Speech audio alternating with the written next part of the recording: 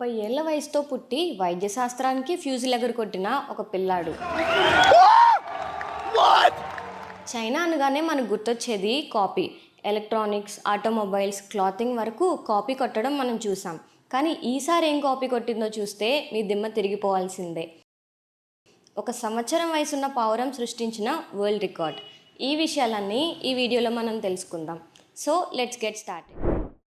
పుట్టినప్పుడే 30 ఏళ్ల వయసున్న బాబు, అది ఎలా సాధ్యమని ఆశ్చర్యపోతున్నారా? కానీ ఇది నిజం.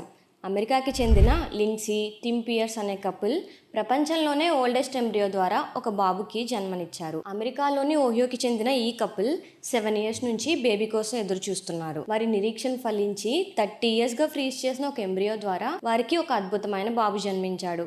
ఈ సంఘటన వైద్య చరిత్రలో ఒక మైలురాయిగా నిలిచింది.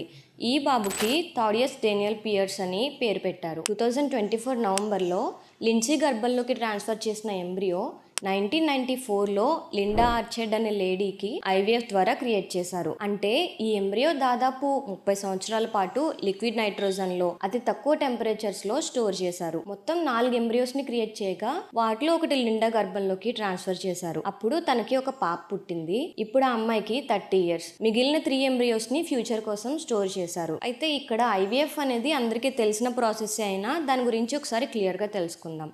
ఐవీఎఫ్, ఇన్విట్రో ఫెర్టిలైజేషన్ అనేది పిల్లలు లేని కపుల్స్కి ఒక వరం అనే చెప్పాలి. ఈ ఐవీఎఫ్లో కొన్ని స్టేజెస్ ఉంటాయి. ఫస్ట్ స్టేజ్లో ఎగ్ రిట్రీవల్ ఉంటుంది. అంటే విమెన్కి హార్మోనల్ ఇంజెక్షన్స్ ఇచ్చి ఎగ్ ప్రొడక్షన్ని స్టిమ్యులేట్ చేస్తారు. ఆ తర్వాత అండాశయాల నుంచి మెచ్యూర్ ఎగ్స్ని కలెక్ట్ చేస్తారు. నెక్స్ట్ స్టేజ్లో మెన్ నుండి స్పెర్మ్ కలెక్ట్ చేస్తారు. కొన్ని కేసెస్లో స్పెర్మ్ కలెక్షన్ సర్జికల్గా కూడా చేస్తారట. తర్వాత స్టేజ్ ఫెర్టిలైజేషన్. కలెక్ట్ చేసిన ఎగ్స్ అండ్ స్పెర్మ్ని ఒక ల్యాబ్లో ఒక స్పెషల్ పెట్రీ డిష్లో కలిపి పేరులో ఉన్నట్టే ఇన్విట్రో అంటే గాజులో కలిపి ఫెర్టిలైజ్ అవ్వడానికి వీలైన ఎన్వైర్న్మెంట్ని క్రియేట్ చేస్తారు. Next stage embryo culture. ఈ స్టేజ్లో ఫెర్టిలైజ్ అయిన ఎంబ్రియోస్ని కొన్ని రోజుల పాటు ల్యాబ్లోనే గ్రో చేస్తారు. ఈ స్టేజ్లో ఎంబ్రియోస్ హెల్త్ అండ్ డెవలప్మెంట్ అబ్జర్వేషన్లో ఉంటుంది. ఇక most important stage embryo transfer. ఈ స్టేజ్లో డెవలప్ అయిన 1 లేదా అంతకంటే ఎక్కువ ఎంబ్రియోస్ని ఒక సన్నని క్యాథెటర్ ద్వారా మహిళ గర్భంలోకి ట్రాన్స్ఫర్ చేస్తారు. ఇలా ఒక విమెన్ ఐవీఎఫ్ ద్వారా బేబీకి జన్మనిస్తుంది. అయితే ఇక్కడే ఇంకొక స్టేజ్ ఉంది. అదే ఎంబ్రియో ఫ్రీజింగ్. డెవలప్ అయిన ఎంబ్రియోస్ అన్నిటిని ట్రాన్స్ఫర్ చేయాల్సిన అవసరం లేదు. అవసరమైతే మిగిలిన హై క్వాలిటీ ఎంబ్రియోస్ని ఫ్యూచర్ యూస్ కోసం కైరో ప్రిజర్వేషన్ మెథడ్లో లిక్విడ్ నైట్రోజన్లో లీస్ట్ టెంపరేచర్స్ అంటే దాదాపు -190 డిగ్రీ సెల్సియస్లో ఫ్రీజ్ చేసి స్టోర్ చేస్తారు. ఈ ప్రక్రియలో ఎంబ్రియోకి ఎలాంటి నష్టం జరగకుండా జాగ్రత్తలు తీసుకుంటారు. ఇది కపుల్స్కి ఇన్ ఫ్యూచర్ మళ్ళీ గర్భం ధరించడానికి అవకాశం కల్పిస్తుంది. లిండా ఆర్చెడ్ డివోర్స్ తీసుకున్న తర్వాత నైట్లైట్ క్రిస్టియన్ అడాప్షన్స్ అనే సంస్థ స్నోఫ్లేక్స్ అనే వినూత్న ఎంబ్రియో అడాప్షన్ ప్రోగ్రామ్ను నిర్వహిస్తుందని తెలుసుకుంది. ఇలా మిగిలిన ఎంబ్రియోను లిండ్సీ అండ్ టిమ్ పియర్స్ కపుల్కి అడాప్షన్కి ఇచ్చింది.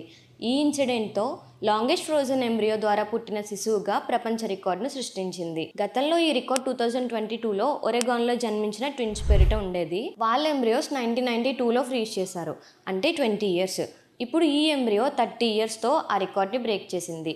ఈ ఐవీఎఫ్ పిల్లలు లేని కపుల్స్కి ఒక వరం అనుకోవాలా, లేదా నేచర్కి అగెనెస్ట్గా వెళ్తున్నామని అనుకోవాలా? మీ ఒపీనియన్ ఏంటో కమెంట్ చేయండి. మనం ఎన్నో అద్భుతమైన నగరాలని చూస్తుంటాం. ఒక్కో నగరానికి ఒక్కో ప్రత్యేకత. కానీ ఇప్పుడు నేను మీకు చూపించబోయేది మాత్రం చాలా స్పెషల్.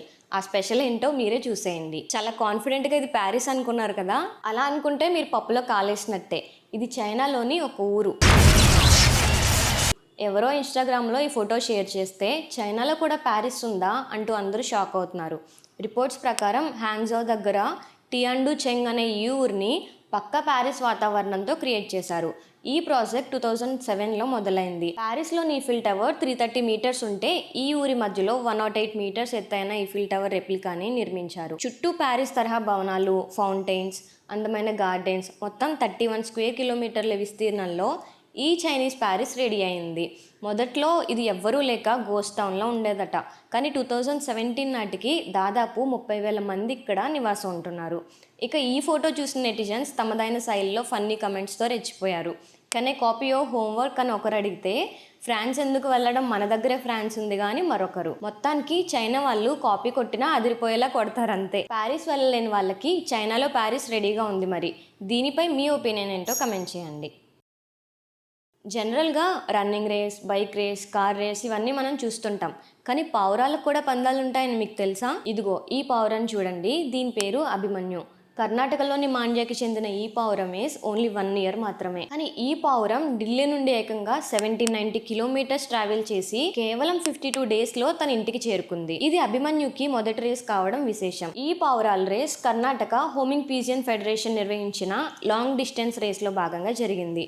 ఏప్రిల్ 5న ఢిల్లీ నుండి 22 పావురాలను విడుదల చేస్తే వాటిలో 14 మాత్రమే తిరిగి వచ్చాయి. కానీ అభిమన్యు అందరికంటే చిన్నదైనప్పటికీ, ఎలాంటి ఎక్స్పీరియన్స్ లేనప్పటికీ ఈ అద్భుతాన్ని సాధించింది.